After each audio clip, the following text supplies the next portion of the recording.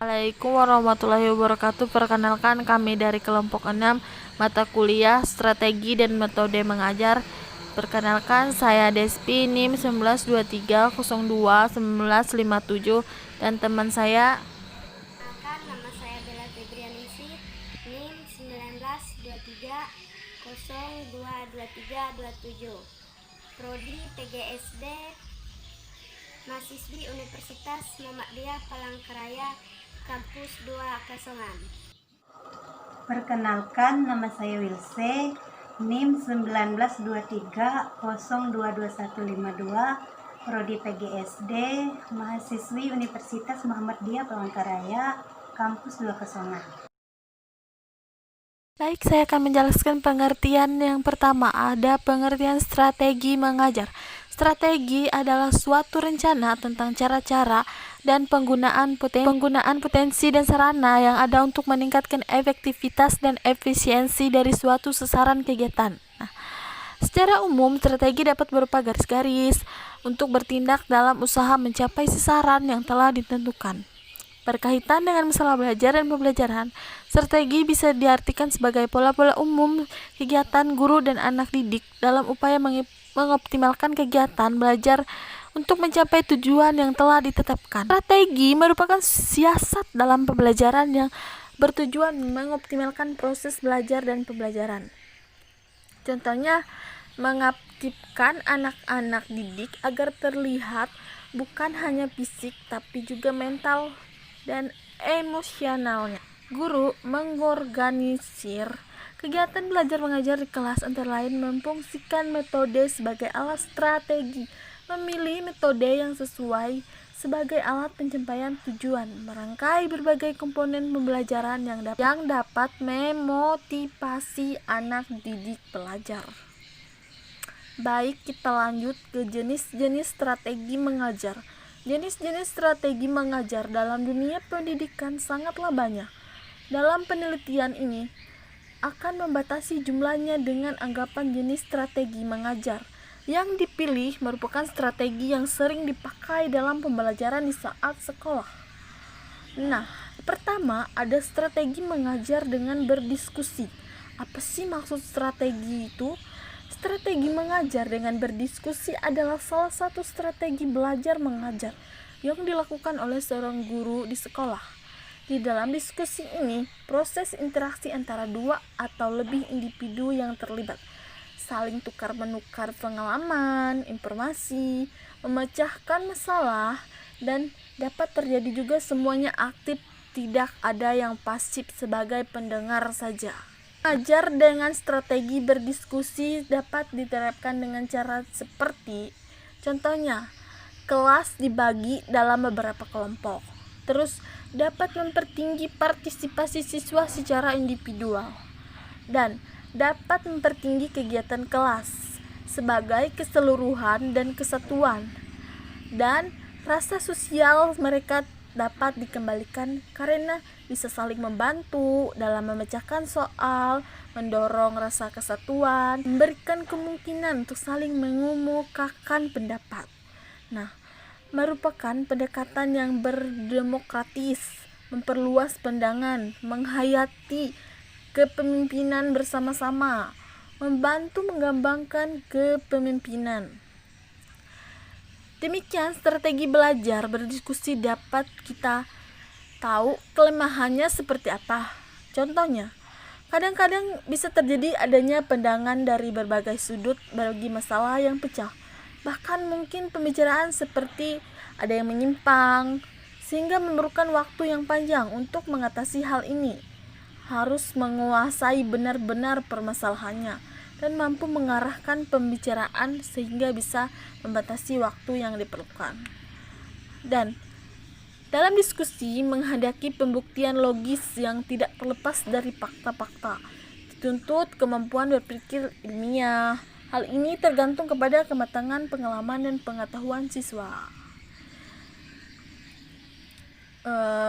Kita lanjut ke ada contoh jenis strategi pembelajaran. Di dalam pelaksanaan pendidikan, tentunya ada banyak contoh strategi pembelajaran yang bisa digunakan. Misalnya, strategi pembelajaran tersebut memiliki sisi negatif dan ada juga memiliki sisi positifnya.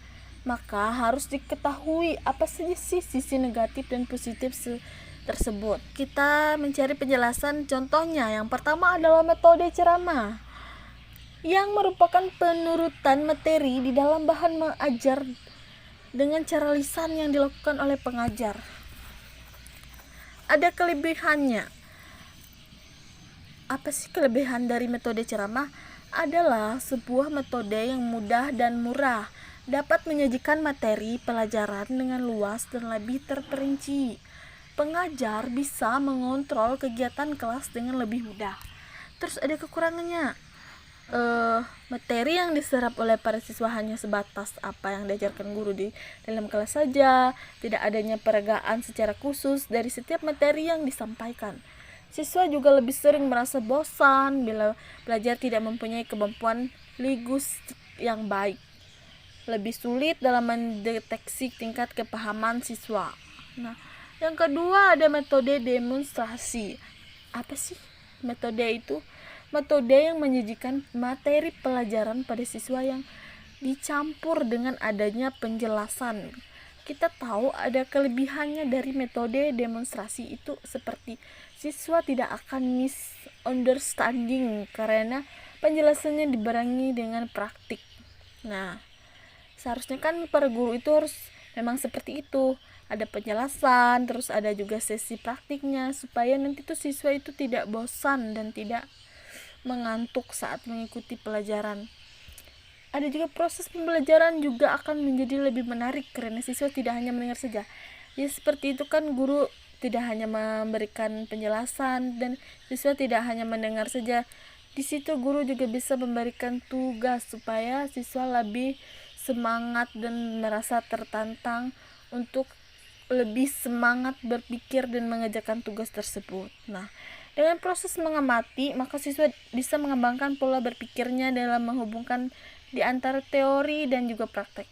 Ya, seperti kan di saat guru menjelaskan, dia bisa mengamati dahulu. Terus ketika sudah dia pelajari, sudah dia pahami, terus di saat guru memberikan tugas praktik, dia bisa mengerjakan dengan baik. Ciri umum metode yang baik di sini menggunakan model mengajar yang efektif, yaitu yang pertama mengembangkan pemahaman siswa terhadap model pelajaran, yang kedua membuat siswa menjadi memiliki rasa ingin tahu, yang ketiga membuat siswa menjadi tertantang, yang keempat dapat membuat siswa aktif secara mental, fisik, dan psikis, yang kelima membantu siswa tumbuh kreatif, dan yang keenam mudah dilaksanakan oleh guru. Ya, ada juga prinsip penggunaan metode. Di sini ada beberapa prinsip yang harus diperhatikan dalam penggunaan metode pembelajaran. Seperti yang pertama, mengetahui motivasi, kebutuhan dan minat anak didik. Kedua, mengetahui tujuan pendidikan yang telah ditetapkan. Ketiga, ada mengetahui tahap kematangan, perkembangan, serta perubahan anak didik. Yang keempat, mengetahui perbedaan-perbedaan individu di dalam anak didik. Yang kelima, menjadikan proses pendidikan sebagai pengalaman yang menggembirakan. Yang keenam, aktivitas yaitu belajar itu hanya berhasil bila melalui bermacam-macam kegiatan baik jasmani maupun rohani.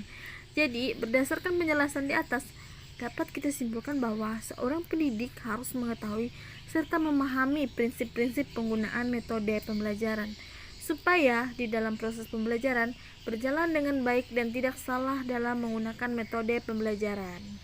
5.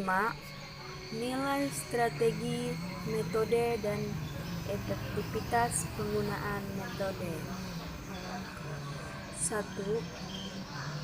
Di dalam kegiatan belajar mengajar terjadi interaksi edukatif antara guru dan anak didik di kelas. Dalam penyampaian, bahan pelajaran, guru harus menggunakan strategi yang tepat. Disinilah kehadiran metode menempati posisi penting dalam menyampaikan bahan pelajaran. Kegagalan pengajaran salah satunya adalah disebabkan oleh pemilihan metode yang kurang tepat, kurang sesuai dengan sifat bahan, dan tidak sesuai dengan tujuan pengajaran. Jadi, dapat dipahami bahwa metode adalah salah satu cara yang memiliki nilai strategi dalam kegiatan belajar mengajar. Nilai strategi adalah metode dapat mempengaruhi jalannya kegiatan belajar mengajar. 2. Efektivitas penggunaan metode. Penggunaan metode yang tidak sesuai dengan tujuan pengajaran akan menjadi kendala dalam mencapai tujuan yang telah dirumuskan. Cukup banyak bahan pelajaran yang terbuang percuma hanya karena penggunaan metode yang kurang tepat, yaitu hanya menurut kehendak guru dan mengabaikan kebutuhan siswa. Fasilitas serta situasi kelas, misalnya guru yang selalu senang dengan metode ceramah, padahal tujuan pengajarannya adalah agar anak didik bisa menjalankan ibadah sholat. Kegiatan belajar mengajar semacam ini adalah kurang kondusif. Seharusnya penggunaan metode dapat menunjang pencapaian tujuan pengajaran, bukan tujuan yang menyesuaikan metode. Oleh karena itu, efektivitas penggunaan metode dapat terjadi bila ada kesesuaian antara metode dengan semua komponen pengajar yang telah diprogramkan dalam Satkel sebagai persiapan tertulis. Baik, itulah penjelasan dari kelompok kami. Kurang dan lebihnya kami minta maaf. Sekian dan terima kasih.